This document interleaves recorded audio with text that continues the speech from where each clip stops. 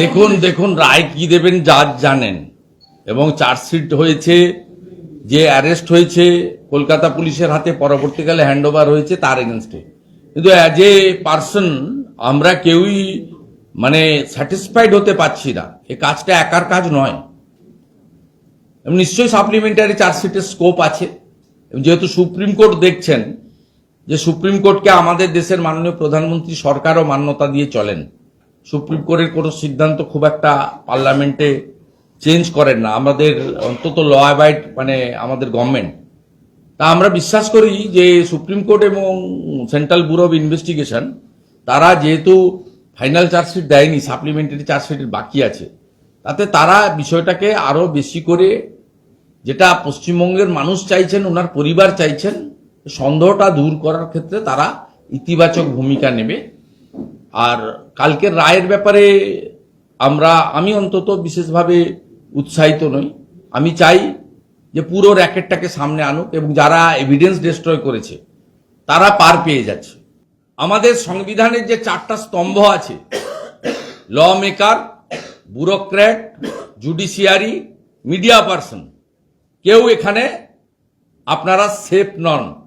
আপনারা প্রত্যেকটা হাউস, দুটো একটি হাউস ছাড়া বাদ দিয়ে প্রত্যেকে সন্দেশখালী এবং আরজি করের ঘটনার পরে নানাভাবে আক্রান্ত হয়েছেন। আপনারা শুধু নন, পোর্টাল ইউটিউবার যারা আছেন তাদের অনেককেই জেল খাটতে হয়েছে, হ্যারাস হতে হয়েছে, তাদের অ্যাকাউন্ট পর্যন্ত ফ্রিজ করা হয়েছে, সিজ করা হয়েছে। সেক্ষেত্রে এখানে কনস্টিটিউশনের 4টে যে পিলার, তার 4টে পিলারের কেউই সেফ নয়, সকলেই আনসেফ। এমন একটা রাজ্যে আমরা বাস করছি, এটাকে কার্যত বলা যেতে পারে স্বৈরতান্ত্রিক ব্যবস্থাপনা এবং জঙ্গলের রাজত্ব। আপনি যে আরজি করের কথা বললেন, এই প্রসঙ্গে আনছি বিষয়টা।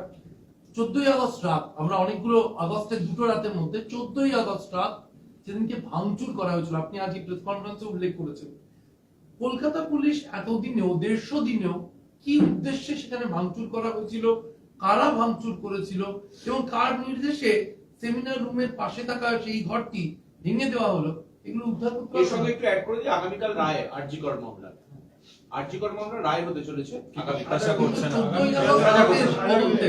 দেখুন দেখুন রায় কি দেবেন জাজ জানেন, এবং চার্জশিট হয়েছে, যে অ্যারেস্ট হয়েছে কলকাতা পুলিশের হাতে, পরবর্তীকালে হ্যান্ডওভার হয়েছে তার এগেনস্টে। কিন্তু অ্যাজ এ পার্সন আমরা কেউই স্যাটিসফাইড হতে পারছি না। এই কাজটা একার কাজ নয়, এবং নিশ্চয়ই সাপ্লিমেন্টারি চার্জশিটের স্কোপ আছে। যেহেতু সুপ্রিম কোর্ট দেখছেন, যে সুপ্রিম কোর্টকে আমাদের দেশের মাননীয় প্রধানমন্ত্রী সরকারও মান্যতা দিয়ে চলেন, সুপ্রিম কোর্টের কোনো সিদ্ধান্ত খুব একটা পার্লামেন্টে চেঞ্জ করেন না, আমাদের অন্তত ল অ্যাবাইড আমাদের গভর্নমেন্ট। তা আমরা বিশ্বাস করি যে সুপ্রিম কোর্ট এবং সেন্ট্রাল ব্যুরো অব ইনভেস্টিগেশন তারা যেহেতু ফাইনাল চার্জশিট দেয়নি, সাপ্লিমেন্টারি চার্জশিট বাকি আছে, তাতে তারা বিষয়টাকে আরো বেশি করে, যেটা পশ্চিমবঙ্গের মানুষ চাইছেন, ওনার পরিবার চাইছেন, সন্দেহটা দূর করার ক্ষেত্রে তারা ইতিবাচক ভূমিকা নেবে। আর কালকের রায়ের ব্যাপারে আমি অন্তত বিশেষভাবে উৎসাহিত নই। আমি চাই যে পুরো র্যাকেটটাকে সামনে আনুক, এবং যারা এভিডেন্স ডিস্ট্রয় করেছে তারা পার পেয়ে যাচ্ছে।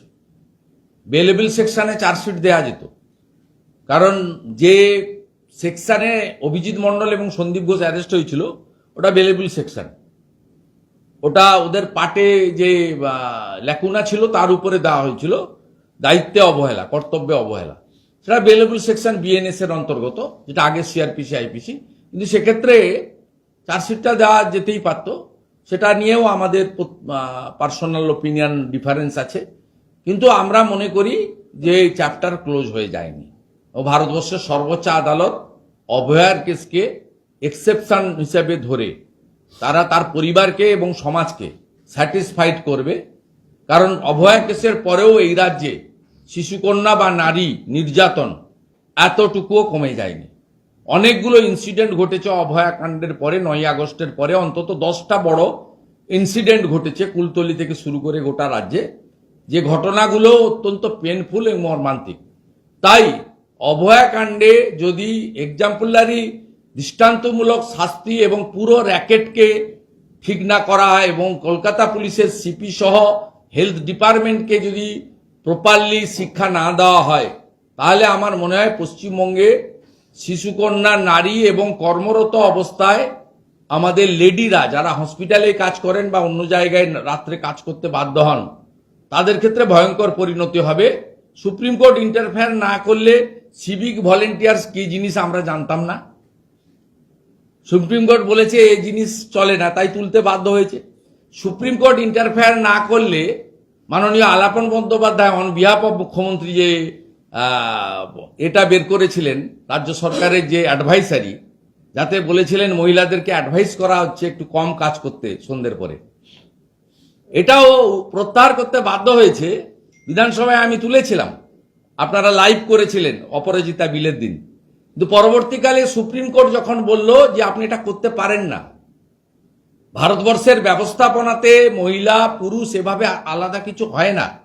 ইভিনিং এর পরে রাজ্যের মুখ্যমন্ত্রী, মহিলা মুখ্যমন্ত্রী বলতে আমার লজ্জা হচ্ছে, তিনি তার প্রধান উপদেষ্টা আলাপন বন্দ্যোপাধ্যায়কে দিয়ে প্রেস ব্রিফিং করে নোটিফিকেশন করলেন যে ইভিনিং এর পরে মহিলারা যেখানে যেখানে কাজ করেন একটু কম কাজ করুন, আওয়ারটা কমিয়ে দিন। তা আমার কথা নয়, রাজ্য সরকারের লিখিত সার্কুলারের কথা। এবং এটাও প্রত্যাহার হয়েছে সুপ্রিম কোর্টের প্রপার ইন্টারভেনশনের পরে এবং স্ট্রিকচারের পরে। তাই আমরা উই আর হোপফুল যে ফাইনালি ভারতবর্ষের সর্বোচ্চ আদালত সুপ্রিম কোর্ট তারা সমাজে এমন বার্তা দেবেন যাতে পশ্চিমবঙ্গে শিশুকন্যা, নারী এবং বিশেষ করে কর্মরত অবস্থায় যে মহিলারা রয়েছেন তারা প্রোটেকশন পান। লক্ষ্মী যদি বাড়ি চলে যায়, লক্ষ্মী ভান্ডার দিয়ে কোনো লাভ নেই মাননীয়া। আপনি একটা, কালকে আমি গ্রামে গেছিলাম, প্রত্যন্ত চন্দ্রকোনার ওই গ্রামে কৃষক পরিবারের, গরিব পরিবারের একটা মাকে আপনি কেড়ে নিলেন আর তার দায়ভার চাপালেন কতগুলো মেধাযুক্ত ডক্টরদের উপরে, যে ডাক্তারবাবুদেরকে আমরা মানুষরূপী ভগবান বলে মনে করি। দেখুন রায় কি দেবেন জাজ জানেন। এবং চার্জশিট হয়েছে, যে অ্যারেস্ট হয়েছে কলকাতা পুলিশের হাতে, পরবর্তীকালে হ্যান্ডওভার হয়েছে তার এগেনস্টে। কিন্তু অ্যাজ এ পার্সন আমরা কেউই স্যাটিসফাইড হতে পারছি না। এই কাজটা একার কাজ নয়, নিশ্চয়ই সাপ্লিমেন্টারি চার্জশিটের স্কোপ আছে। যেহেতু সুপ্রিম কোর্ট দেখছেন, যে সুপ্রিম কোর্টকে আমাদের দেশের মাননীয় প্রধানমন্ত্রী সরকারও মান্যতা দিয়ে চলেন, সুপ্রিম কোর্টের কোনো সিদ্ধান্ত খুব একটা পার্লামেন্টে চেঞ্জ করেন না, আমাদের অন্তত ল অ্যাবাইড আমাদের গভর্নমেন্ট। তা আমরা বিশ্বাস করি যে সুপ্রিম কোর্ট এবং সেন্ট্রাল ব্যুরো অব ইনভেস্টিগেশন তারা যেহেতু ফাইনাল চার্জশিট দেয়নি, সাপ্লিমেন্টারি চার্জশিট বাকি আছে, তাতে তারা বিষয়টাকে আরো বেশি করে, যেটা পশ্চিমবঙ্গের মানুষ চাইছেন, ওনার পরিবার চাইছেন, সন্দেহটা দূর করার ক্ষেত্রে তারা ইতিবাচক ভূমিকা নেবে।